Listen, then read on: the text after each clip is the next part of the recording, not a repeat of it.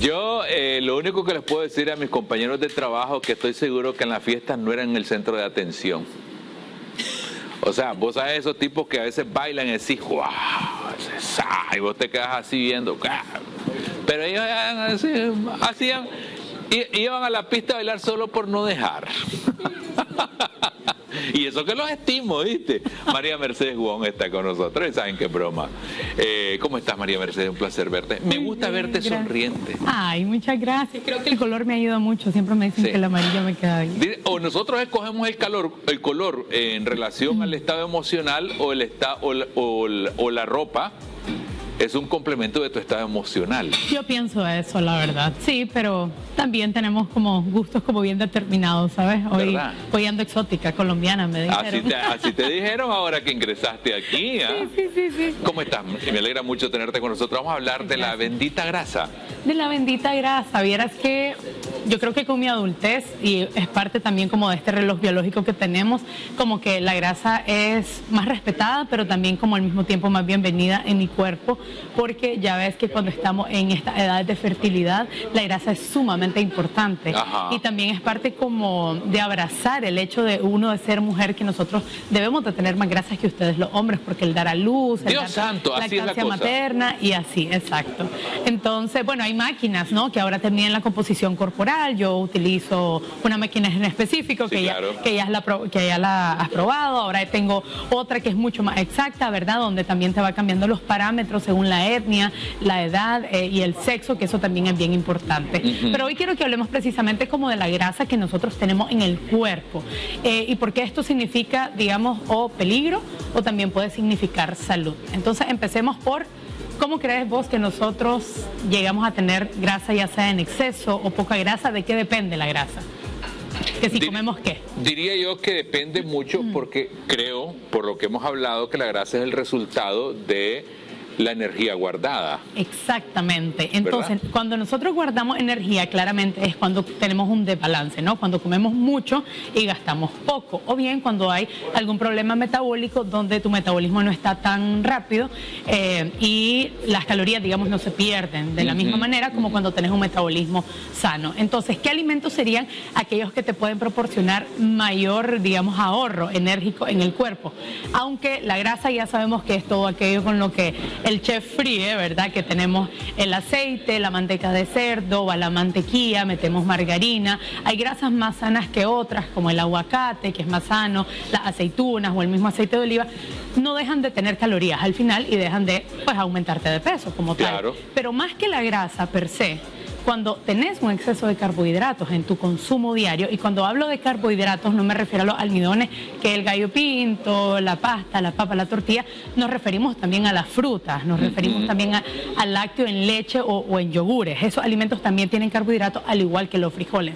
Entonces, cuando tenés un exceso de todo lo anteriormente mencionado y no lo estás utilizando, como en el caso de la gente que hace mucho ejercicio, entonces el cuerpo empieza a reservar en manera de grasa subcutánea. La grasa subcutánea, esta que podemos ver acá, la que se nos agarra la pancita, que nos parte el brasier a nosotros las mujeres, y luego tenemos la grasa visceral, que lo podemos ver en cámaras. Es aquella grasa que ya cuando tu circunferencia en la cintura o tu abdomen se ve pronunciado. De acuerdo. Entonces, ¿qué es lo que pasa? Ahí tenés dos grasas que van para afuera. Uno, la que recubre tus órganos, que es la grasa visceral, y es la más peligrosa.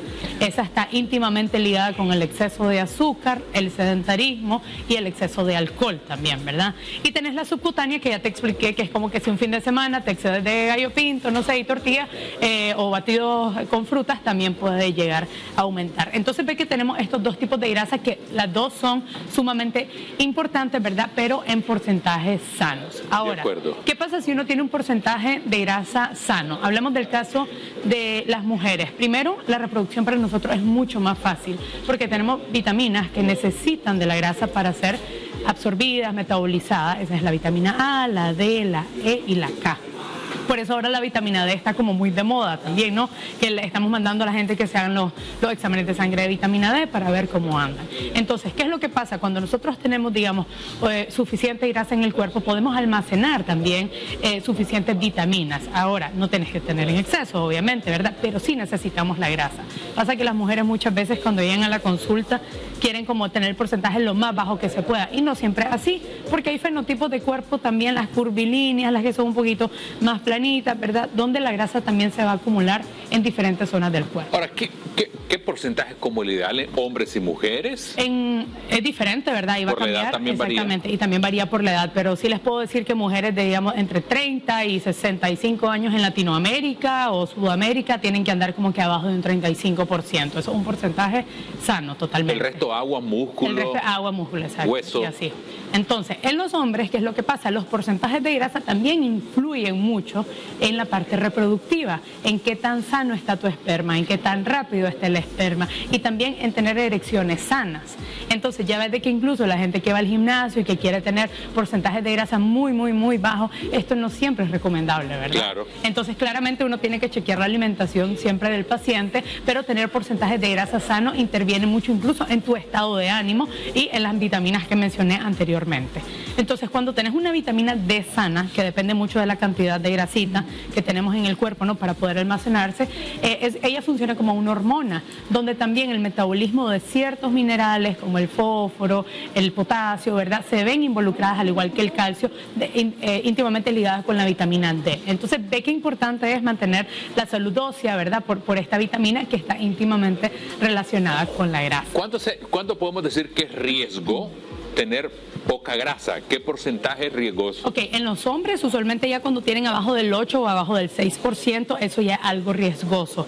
En las mujeres, vieras que ahorita más bien tengo que estudiar esa parte porque resulta que, según lo que yo entendía, un 18% o un 17% es como lo mínimo permisible, sino después de eso se supone que se va la menstruación. Sin embargo, ayer tuve una atleta con 12% y es la mujer de las más sanas que me ha llegado, tanto psicológicamente como fisiológicamente. Entonces creo que esto también va a depender, ¿no?, del fenotipo de cuerpo que tenga la mujer, pero yo les digo que sí, pueden mantenerse en 18%, o sea, o tener hasta un 25%, un 30%, están metabólicamente sanas. Ahora, ¿qué influye mucho el tema del porcentaje de grasa en la actividad física?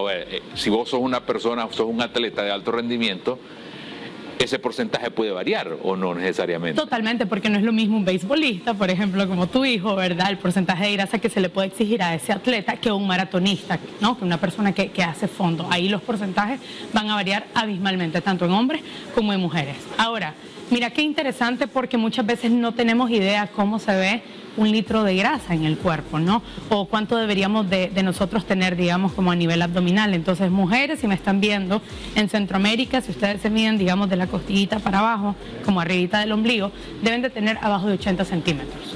Y los hombres en Centroamérica deben de tener abajo de 90 centímetros para estar metabólicamente sanos, ¿no? 90 centímetros. Ahora, si usted quiere perder 1 libra de grasa, ¿vos sabes cuántas calorías deberías de estar quemando a la semana? Matemáticamente hablando. 10.000. No, 3.500. 3.500. Con 3.500 calorías quemadas como parte del ejercicio, o sea que en tu ejercicio vos quemes 3.500 kilocalorías, ya estás perdiendo 1 libra de grasa a la semana. Entonces, si utilizas algún reloj inteligente, puedes ver de que dependiendo del ejercicio y del tiempo que estés dedicando, se queman aproximadamente entre 280, algunos 450, ¿verdad? Hay personas que andan como arriba de 1.000 si hacen fondos, pero un promedio realmente son 300 calorías en una actividad física de 40 minutos, 30 minutos. Una hora. No, es 1 hora, tal vez puedes llegar a las 500, ¿verdad? Okay. Pero ¿qué es lo que pasa? Entre más ejercicios es más querés comer para poder recuperar. Entonces, vean qué importante también es visitar al nutricionista para poder hacer esta matemática donde restás, digamos, en tu plan de alimentación X cantidad de calorías, ¿verdad? Usualmente lo que hacemos es limitar 250, 500 calorías y el resto el paciente lo va a ayudar con el ejercicio. Yo por eso siempre le digo a los pacientes, olvídense, quien entra al consultorio es 50 y 50, porque la gente dice 80 alimentación, 20 ejercicios, 70 alimentación, pero realmente nosotros somos seres dinámicos, no estáticos. Entonces hay que moverse y hay que comer sano también para poder tener ese balance y que el peso que se pierda sea en grasa, ojalá y visceral, que es la más peligrosa, la que recubre los órganos, pero obviamente quien pueda quitar grasa subcutánea también va a ser importante, ¿no? De acuerdo. ¿Cómo diferenciamos la grasa subcutánea de la grasa que se acumula en los órganos. Ok, tenés dos pruebas, digamos, que a mí me gusta utilizar mucho. Uno es con el centímetro, ver la circunferencia de tu cintura. Ahí puedes ver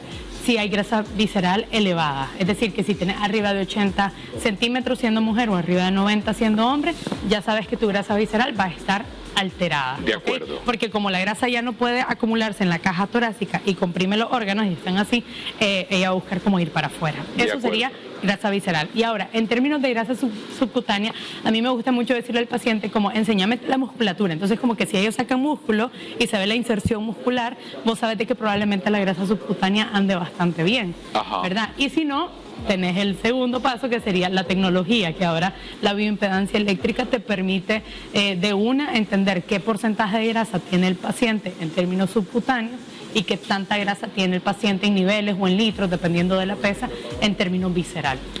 Me gusta el tema de hoy. Ay, fíjate. qué dicha, qué dicha. Entonces ya saben, controlar carbohidratos, eso es importante, no precisamente controlar tanto tu consumo de grasa, porque si no comes todo el tiempo frito, ¿verdad? La grasa, ¿qué pasa? Te ayuda a dar saciedad prolongada porque se metaboliza más lento que los carbohidratos o la proteína. Qué bien. Perfecto. ¿Cómo te encontramos? En redes pueden encontrarme como Nutrimental, estoy en todas las redes sociales, entonces, yo posteo poco, pero siempre estoy contestando en la medida de lo posible. Me están haciendo señas que la cerveza, ¿a qué contribuye? ¿A la grasa visceral? A la grasa visceral, sí, lo dijimos anteriormente. ¿Verdad? La grasa visceral es alcohol, azúcar, sedentarismo principalmente. Muchas gracias nuevamente, María Mercedes. Aquí vamos a separarnos un instante, ya venimos.